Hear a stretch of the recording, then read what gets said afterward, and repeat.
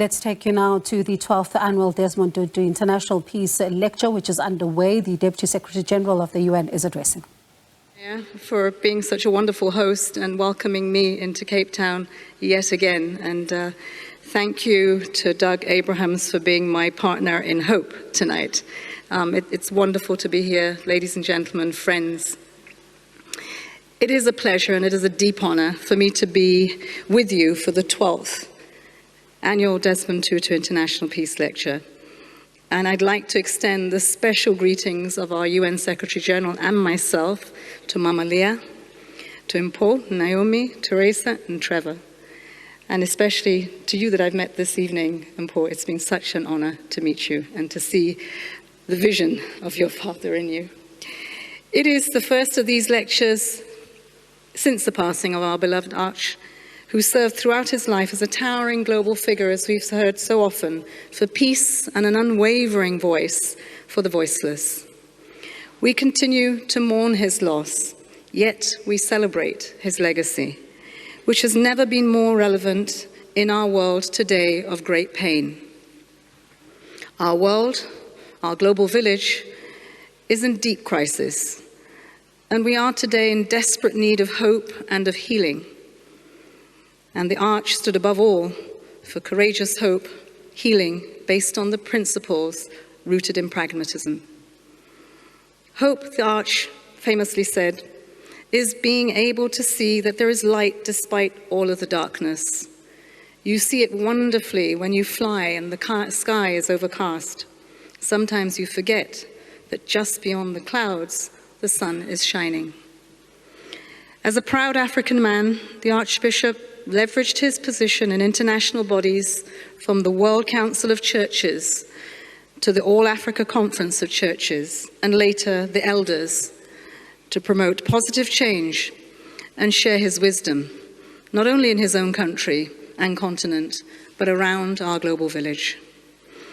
Inspired and humbled by his legacy, I'm here just as a mere servant of the Global Town Hall, to the global village, that's the United Nations, calling for a global transformation from the inside out, shepherded by Arch, his steadfast commitment to hope and to healing. Friends, as we say, often our world is in crisis, with Africa left behind yet again. Nearly 3 years after the start of COVID-19 pandemic, and I would say that that was a time that God just pressed the pause button, said you need to reflect. Which path do you want to follow? Nations across the world, particularly our African countries, faced a multitude of cascading and compounding crises. More people are poor, more people are hungry, more people are being denied health care and education, basic rights, gender equality becoming dangerously out of reason and reach. Gender-based violence, conflict, and humanitarian crises are spreading like a virus. The climate crisis is gathering pace and it's crossing all borders. And social cohesion is fraying, with inequalities increasing, xenophobia, nationalism, hate speech, and radicalization on the rise. Yet, it doesn't have to be this way. Our incredible world, starting with this incredibly beautiful continent, has abundant riches, immense diversity in our people and our cultures, our languages, our food, and most of all, our innovations and our ideas.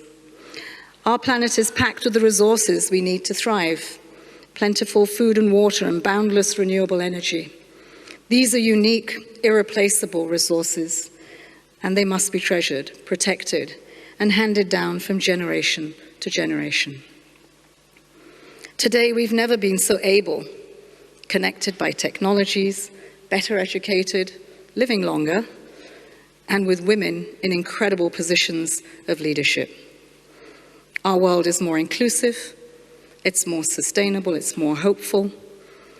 It is with this reality and vision, all countries agreed to come together for the 15-year roadmap for peace and development that left no one behind. That's the infamous 2030 Agenda and its 17 sustainable goals that I and many spent 4 years having a conversation with the world as we crafted them. It's the world envisioned in the African Union's Agenda 2063, the Africa that we want. But it is also a pathway to a world that cherishes human dignity, a world that is free of poverty, of hunger, of violence, of injustice.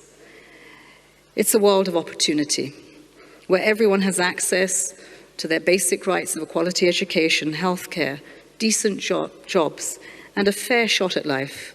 It's a world of equality, where the rights of every woman and every girl are fully respected and where discrimination in any form is rejected. It's a world of sustainability, where we embrace the clean energy revolution and ensure our economies and our lifestyles are compatible with the environmental systems that we depend on. And of course, it's a world of peace and of justice, where we cherish and respect diversity, where we ensure public participation and fundamental freedoms, where all forms of violence are rejected. Sadly, halfway through this visionary roadmap, we are off track. How do we get from a world in crisis to a world more equal, a world in harmony, and that with nature? How do we realize our common vision for a brighter tomorrow and for the responsibility that we do have for future generations? From his experience in life, the Arch himself has shown us a way. First, we must begin with ourselves, believing in our humanity, giving the best of ourselves so that we reap the very best of each other. At the core of our actions, we must cherish and invest in education for its intrinsic value to both the individual and the society. Arch understood that education is the most powerful tool that a person can receive to ensure their independence, their self-sufficiency, their dignity and equality. In 1957, 2 years after taking up his first employment as a teacher, a young Desmond Tutu resigned in protest against the Bantu Act that instrumentalized education for the oppression of black South Africans. Inclusive, good quality education is a foundation for dynamic and equitable societies, the Arch said. But today, disparities in access to an education, a quality education, are one of the great challenges facing our world. Instead of being a great equalizer, education is fast becoming a great divider, separating poor children from opportunities almost from birth. Some 7 in 10 children in poorer countries are unable to read a basic text by the age of 10 because they're either out of school or in school but barely learning. As the world goes through a fourth industrial revolution with enormous implications for jobs and training, nearly half of all students do not complete secondary school. 700 million adults are illiterate, the majority of whom are women. People with disabilities, living with HIV and AIDS, and children from marginalized groups face the toughest challenges of all, a blind spot to many. In convening the Transforming Education Summit last month at the United Nations, in response to our common agenda, the summit helped to lift education to the top of the global agenda, mobilizing new commitments to reimagine education that would be fit for the 21st century, decolonizing decades of a system designed for others. In the coming years, if we are to stand a chance of securing a future of peace for all, we must make good on those commitments in our homes, our communities, and our societies, in the hope that we are able to build nations for now and the future generations. Dear friends, the second lesson from the life of the Arch is that to strive at a prosperous future must also be to build peace together in solidarity. The Arch was a firm believer in social interdependence, a central concept in his philosophy expressed as Ubuntu. Arch called Ubuntu the essence of being human. My humanity is bound up in yours. We can only be human together, as the Arch so beautifully said. He understood that peace, in its broader concept, can only be achieved if we approach humanity as a community in which, as in any African village, everyone takes care of each other. This notion of peace is not only the absence of violence or conflict, but the pursuit of common values. And this concept is often reflected in African thinking, and where we're lucky in some of our policies today. We just need to implement them. When African countries adopted the Lusaka roadmap for silencing the guns, they acknowledged that tackling the root causes must deal with socioeconomic issues, including inequalities, injustice, and the exclusion of our youth and women, all of which are indispensable to peace and to sustainable development. Likewise, the Secretary-General's proposal for a new agenda for peace is a key element of our common agenda, addressing new and emerging threats while ensuring that human rights, political, civic, social, economic, and cultural, are leveraged as a main tool for conflict prevention in the pursuit of sustainable development. This we must do, and we must do it in solidarity. As the Arch once said, when we see others as separate, they become a threat. When we see others as a part of us, as connected, as interdependent, then there is no challenge that we cannot face together. Ubuntu. Dear friends, the third of the Arch's lessons I'd like to share is that to build a prosperous future, we must be fully committed to working together, collectively for the common good. Arch was a true believer in the power of multilateralism. He was a distinguished member of the United Nations Advisory Committee on Genocide Prevention and took part in a high-level fact-finding mission to Gaza. More broadly, he was engaged in many other global issues, always promoting joint solutions through listening and through dialogue. He knew that no matter the size of the country, no one can do it alone. The United Nations remains, for me, the only forum in the world where parties come together to transform common threats into shared solutions. We try to face the reality of the day with the aspirations of humankind, and each day we try to close the gap. Some days a good day, and some days not so good. For over 7 decades, the UN has offered member states a platform to address pressing issues, always inspiring hope and a better tomorrow. It has supported major economic and social progress. It has been a cornerstone of international peace, from promoting prevention and resolution of conflict, in providing humanitarian relief, and in saving millions of lives and livelihoods. This country and its fight against apartheid is perhaps one of the best examples of the potential of the United Nations to support and enhance positive transformations. Dear friends, today global challenges are undermining trust in multilateralism at a time when we actually need it most. This calls for a reformed and a strengthened multilateral system, with the transformation and being more fit for purpose, the United Nations at the core.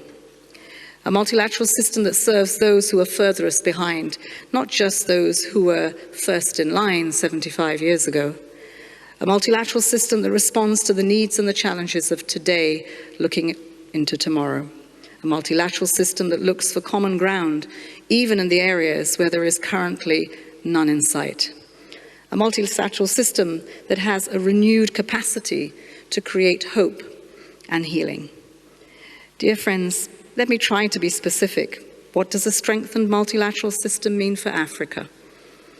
Our incredible continent, our motherland, this vast, prosperous land and human capacity. How do we get to where we need to be? I believe that we have to start recognizing, first, that we're not beginning from nothing. We're not beginning from scratch. We must change the narrative. We're not hopeless, nor are we helpless. Our potentials are enormous. We are 54 sovereign nations on varying paths of democracy. We have 1.4 billion people, a $2.5 trillion market opportunity, and the fastest growing fintech, connecting people, especially our women, to financial services. We have the institutions, the United Nations, the African Union, the African Development Bank, the Afri-Exim Bank, and we have over 25 stock exchanges, with the largest being in Johannesburg. We have the necessary instruments. There's a 2030 agenda, the SDGs, there's 2063, and there's the African Continental Free Trade Agreement.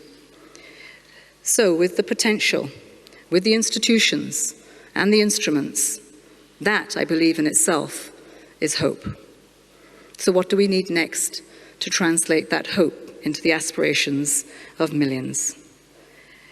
I would start with leadership. First, political leadership, with the will and the courage to act for the people they represent, bearing in mind that our home, the planet, is one of the first responsibilities they will have. Not to the exclusion of the leadership beginning from the home, through all the strata of our societies, of our communities. The second, I would say, is democracy and human rights.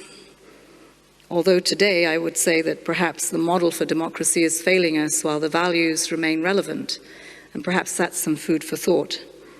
We need to invest in institutions and systems that deliver on basic rights and services, those that we look to as second on the list, health, education, yet they're the first. Inclusion, we need to begin at the local level, supporting communities from the ground up, especially our women and our youth. And that means a level of devolution of resources to build the resilience and the strong foundations for the House of Africa. I've not yet seen a country in the world that builds their house from the roof down, except when we come to Africa. Accountability, ensuring that we have what often is so technical, disaggregated data and statistics. But you know, behind every number, every percentage, are millions and millions of people, many that are left behind because we don't see where they are. And we need this so that we can target our investments to ensure that we have transparency and accountability for the resources that we expect results for. It allows us to communicate the result with credibility, strengthening the trust between government and its people. Last, but certainly by no means the least, this includes partnerships, all stakeholders and partners, to build a nation that includes an approach from local to global. The partnerships globally are much in need, but so are those across our borders, without which the African Free Trade Agreement would have no wings to fly. The foundations for these partnerships must be built within nations and across countries in Africa to begin with, so that we may look to our opportunities of a 1.4 billion population. In turn, maybe we can begin to heal from the inside out the tensions, the mistrust, the violence, the hate, the xenophobia within our countries and across borders. Dear friends, Arch called relentlessly for hope rooted in the audacity of our convictions. The commodity of hope has never been more precious, as have our faiths, our beliefs in humankind.